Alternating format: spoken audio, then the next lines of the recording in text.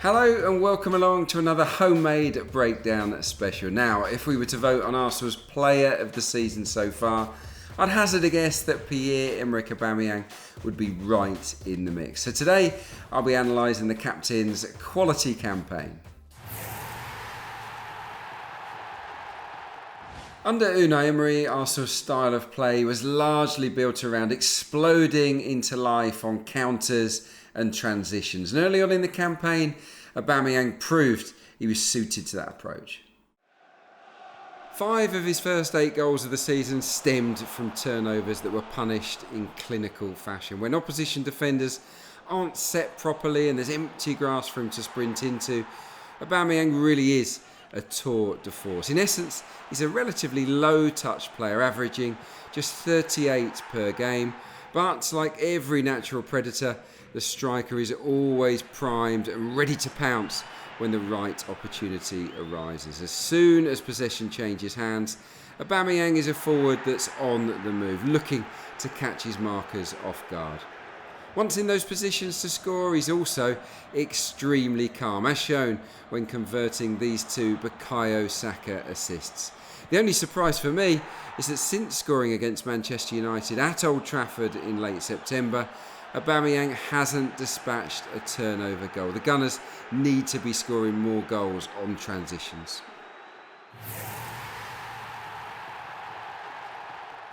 Over the course of Pierre-Emerick Aubameyang's first 70 Premier League matches as a Gunner, he scored no headers at all.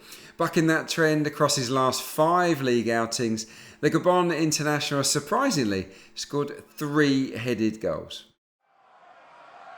The 30-year-old broke his duck in Mikel Arteta's first home match against Chelsea with this delightful diving header from an Ozil corner, anticipating the flick on from Chambers very well indeed.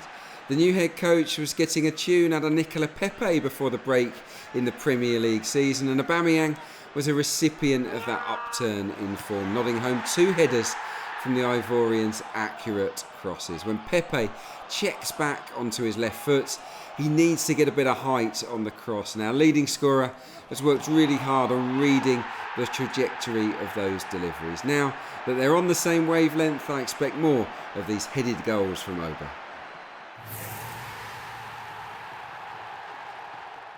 We know Aubameyang and Alexandre Lacazette get on like a house on fire, but over the course of this campaign, our top scorer has also struck up another positive on-pitch relationship that's well worth a mention. The teammate producing the most assists for Aubameyang this term, 3 in total, is Pepe, who made this beauty at the London Stadium with a delightful little clip pass. It's a new dynamic that's beginning to click. They only share 3.4 passes per 90 minutes on average, but many of those happen to be telling moments, as shown in this table outlining who creates the most chances for the skipper. Leading the way with 10 key passes is Pepe, with Maitland-Niles the next closest on 5. Getting into central areas when the winger looks up to pass or cross is the key to this success. Funnily enough, this pattern is reciprocated by our leading marksman.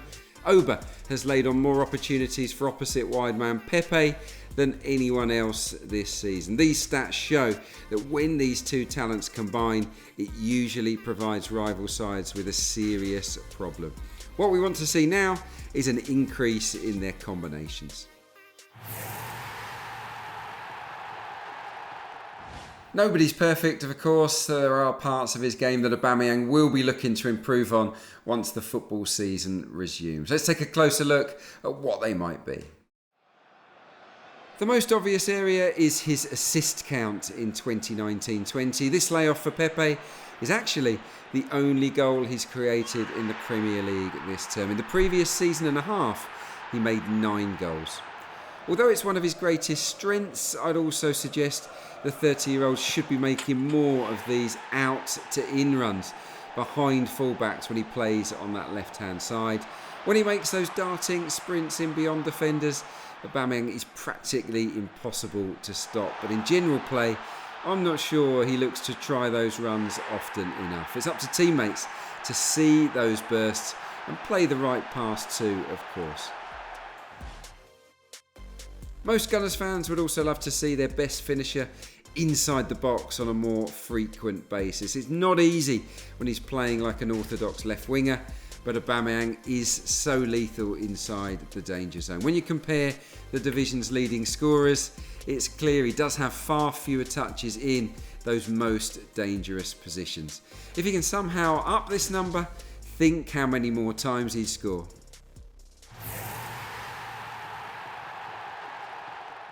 We know he's quick, we know he's skillful, we know that he's world class, but Aubameyang is also an absolute natural when it comes to being in the right place at the right time.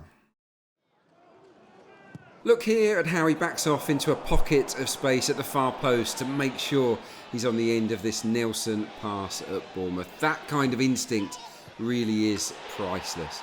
He does something similar here at Carrow Road, anticipating where the ball will eventually arrive from a corner kick, and then makes no mistake with the finish.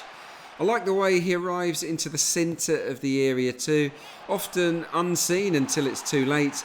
Auba has a real knack of popping up inside the box to get his goals. He can sniff out a possible chance ahead of most defenders, and that's just one of the ingredients that makes him so dangerous. From a statistical point of view, Aubameyang is the most lethal finisher from open play out of all the strikers to have scored 15 Premier League goals or more this term. Converting more than a third of his chances, Arsenal have a vastly underrated finisher on their books. If he'd taken more penalties, Auba would also be leading the race for the Golden Boot right now. Aubameyang has never been a shirker, but this season it feels like he's been working harder than ever to play his part for the team. Could that be down to him taking the captain's armband? Let's take a closer look. The stats actually tell us that taking over from Granit Xhaka as skipper did not impact on the ground he covered or the sprints that he makes per game, but Mikel Arteta's arrival did make a considerable difference, running an extra kilometre per game for the new head coach. He's also making 3.5 extra sprints each 90 minutes too. A lot of that energy has been used tracking back and providing cover, but I also believe he's pushing himself harder to get into goal scoring positions too. The frontman's physical exertions have definitely gone up a gear since Christmas.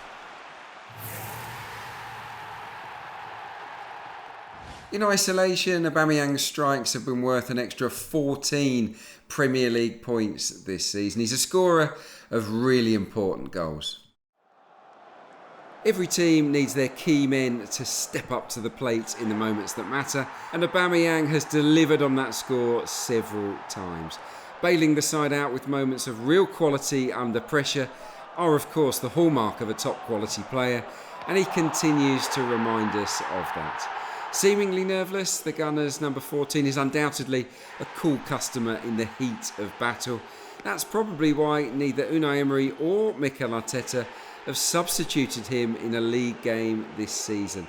The only time he came off was at Everton during Ljungberg's spell in charge. Mikel Arteta likes to use Aubameyang on the left wing, and in my view, that decision makes sense. He can get an extra goal scorer into the team that way, and our skipper's goal record is actually superior in a wider berth. As a striker, he scored 7 goals in 14 league starts this season, and that record improves to 10 from 12 out wide. The key now is for him to sneak into the box a little more regularly and for Arsenal to create more chances for him. If those two things happen, Aubameyang's goal count will rocket even higher. I think he's been absolutely outstanding this season, and I can't wait to see him pick up where he left off.